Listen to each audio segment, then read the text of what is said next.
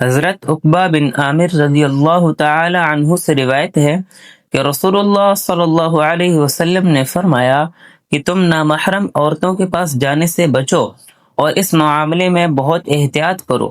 ایک شخص نے دریافت کیا کہ شوہر کے قریبی رشتہ داروں، دیور وغیرہ کے بارے میں حضور صلی اللہ علیہ وسلم کا کیا ارشاد ہے؟ کیا ان کے لیے بھی یہی حکم ہے؟ آپ صلی اللہ علیہ وسلم نے ارشاد فرمایا، وہ تو بالکل موت اور ہلاکت ہے۔ صحیح بخاری اور صحیح مسلم۔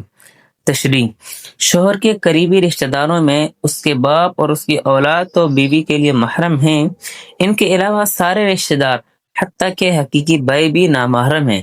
ان کا بھی آزادانہ طور پر گھر میں آنا اور خلوت و جلوت میں بے تکلف اور بے پردہ ملنا اور باتیں کرنا رسول اللہ صلی اللہ علیہ وسلم کے اس ارشاد کے مطابق انتہائی خطرناک اور عفت و دیانت کے لیے گویا زہر قاتل